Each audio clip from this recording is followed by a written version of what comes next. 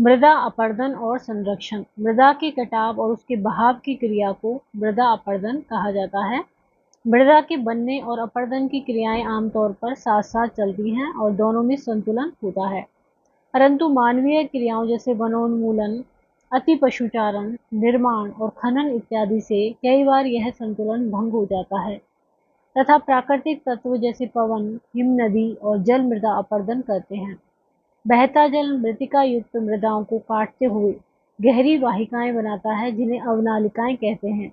ऐसी भूमि जोतने योग्य नहीं रहती और इसे उत्खात भूमि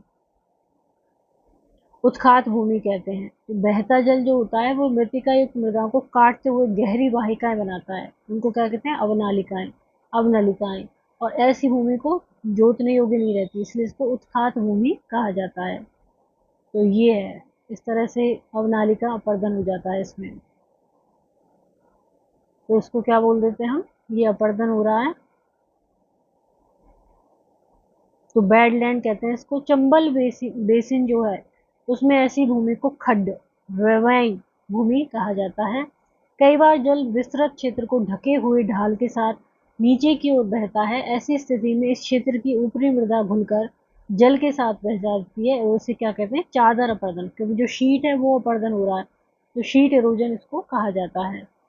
पवन द्वारा मैदान अथवा ढालू क्षेत्र से मृदा को उड़ा ले जाने की प्रक्रिया को पवन अपरदन कहा जाता है। कृषि के गलत तरीकों से भी मृदा अपरदन होता है। गलत ढंग से हल चलाने, जैसे ढाल पर ऊपर से नीचे की ओर हल चलाने से वाहिकाएं बन जाती हैं जिसके अंदर से बहता पानी आसानी से मृदा का कटाव करता है। ढाल वाली भूमि पर समोच्च रेखाओं के समानांतर हल चलाने से ढाल के साथ जल बहाव की गति घटती है और इसे समोच्च जुताई कहा जाता है। ढाल वाली भूमि पर सोपान बनाए जा सकते हैं। सोपान कृषि अपरदन को नियंत्रित करती है। पश्चिमी और मध्य हिमालय में सोपान अथवा सीढ़ीदार कृषि काफी विकसित है। बड़े खेतों को पट्टियों में बांटा जाता है। फसलों के बीच में घास की पट्टियां उगाई जाती हैं।